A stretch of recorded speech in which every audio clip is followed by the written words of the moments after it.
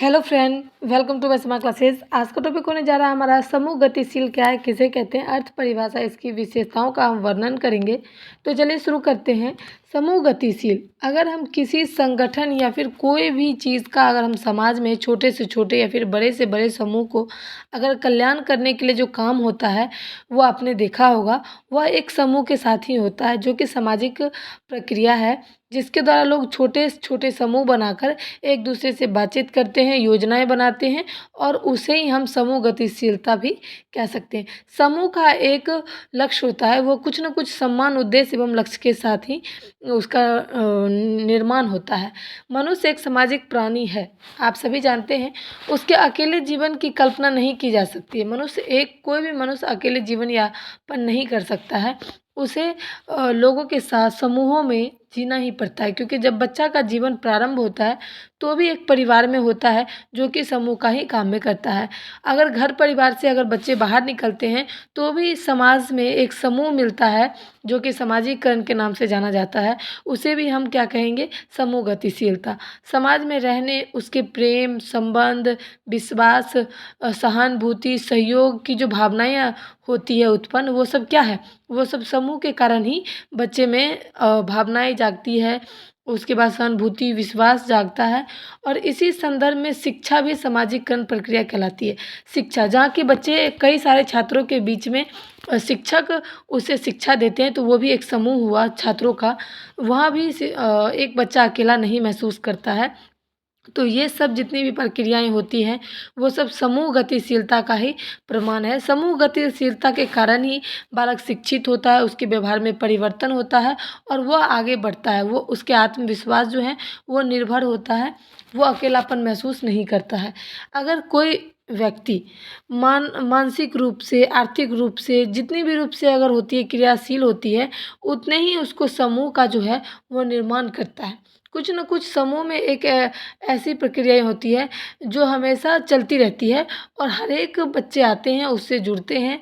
हर एक बच्चे का हर एक दिन जन्म होता है, किसी का मृत्यु होता है। तो उस तरीके से भी समूह गतिशीलता का अर्थ हम मानेंगे। इसमें क्या होता है कि हमारा जो गतिशील है वो क्या है, गतिशील मतलब परिवर्तन।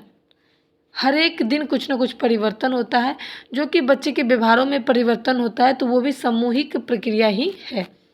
अब देखेंगे इसका सामान्य लक्ष्य क्या है। जैसे कि प्रत्येक कक्ष में कुछ सामान्य लक्ष्य होते हैं, जैसे कि अनुशासन में रहना, अधिकतम उपलब्धियों के स्तर पर प्राप्त करना, सहयोग, व्यवहार, सहानुभूति आदि। यानी कि एक कक्षा में भी आप अनुशासन को यानी कि डिसिप्लिन बनाए रखते हैं, उसके व्यवहारों को सुनते हैं, टीचर के व्यवहारों को समझते हैं, उसकी अपेक्षाएं जानती हैं, उसका समस्या का हल करते हैं। तो ये सब सामान्य लक्ष्य हैं। इसके भी 3 प्रकार हैं, मैं आपको बताऊंगी। उसके बाद देखते हैं संगठित संरचना। ये इसमें क्या होता है कि कक्षा समूह में जो संरचना संगठित होती है, यानी कि कोई चीज़ की अगर संरचना बनाई जाती है, कोई चीज़ की योजनाएं बनाई जाती है, वो भी 3 स्तरों पे होती है। जैसे कि आयु तथा बुद्धि। समान आयु तथा समान बुद्धि वाले छात्रों को इकट्ठा किया जाता है, एक ग्रुप में रखा जाता है। और दूसरा है व्यक्तित्व और अभिवृद्धि का समांतर। इसमें क्या होता है कि व्यक्ति के अभिवृद्धि, उनकी क्षमताएं को जानकर एक कैटेगरी में रखा जाता है, एक समूह में रखा जाता है। उसके बाद तीसरा है विरोध या साथ रहने की अनुरूपता, यानी कि अगर कोई एक व्यक्ति अगर इसके खिलाफ है तो उनको हटाकर उनकी निरूपता, अनुरूपता, जो भी उनके अनुकूल होते हैं उनको इकट्ठा रखा जाता है। अगर हम किसी के खिलाफ युद्ध लड़ रहे हैं तो हमारे जितने भी हमारे साथ होंगे उसे एक समूह में रखा जाएगा, जो अलग पार्टी में होंगे उन्हें अलग समूह में रखा जाता है। तो ये होता है। उसके बाद आता है समान जन। इसमें क्या होता है, एकता बनाए रखना।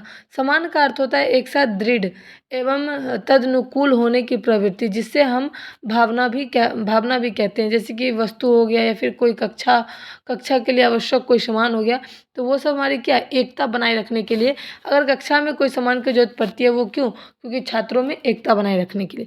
अगर स्टिक की भी जरूरत पड़ती है तो क्यों, क्योंकि छात्र का ध्यान इधर उधर होता है, इसलिए। तो इसी तरीके से समूह का जो है वो एकता बनाए रखने के लिए इस तरीका का उपाय किया जाता है। अभिप्रेरणा, प्रत्येक कक्षा कक्ष में समूह कक्षा के सदस्यों को सामान्य लक्ष्य प्राप्त करने के लिए अभिप्रेरणा दी जाती है। अगर आप कोई मिशन पर जा रहे हैं तो जितने भी छात्र हैं उनको एक साथ ही प्रेरणा दी जाती है, आपको ऐसे करना है, सफलता पानी है और आप अपने आप को स्वस्थ रखें, इस टाइप की जो है वो अभिप्रेरणा दी जाती है। नेतृत्व भी, इसमें क्या होता है कि जो भी चीज़ के लिए अगर आपने संगठित योजना बनाई है तो उसमें एक नेता जरूर होता है। 10 छात्रों के बीच में एक उसका लीडर बनाना भी जरूरी होता है। उसके बाद आता है सामान्य प्रतिमान। कक्षा कक्ष के समूह में विद्यार्थी सामान्य प्रतिमानों का अनुसरण करता है, यानी कि समान प्रतिमान, यानी कि कुछ ऐसे विद्यार्थी होते हैं जिसके मतलब तुलना ही नहीं की जा सकती है कि ये अलग स्टूडेंट है, ये अलग, समान प्रतिमान होते हैं। तो डॉक्टर ज्योति क्रेटन के अनुसार से इन्होंने कहा है कि प्रतिमान समूह सदस्यों के माध्यम से व्यवहार, अनुभव एवं विश्वास करने का एक ढंग होता है। जैसे कि प्रतिमान का उद्देश्य होता है कि कोई भी चीज़ को प्राप्त करना, सहायता से, सकारात्मक चीज़ों से, शक्ति से, दबाव से। अगर कोई व्यक्ति अगर नहीं बोल रहा है तो उसे बुलवाना, तो ये हमारा क्या होता है कि प्रतिमान होता है।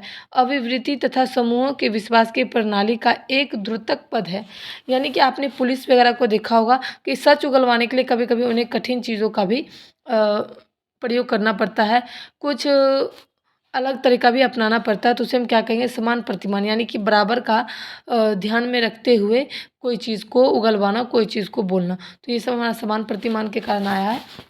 और मैं आपको बता दूं कि मैंने आपका हर एक टॉपिक इस पे कवर किया है। वीडियो पसंद आए तो like share support. Thanks for watching my video.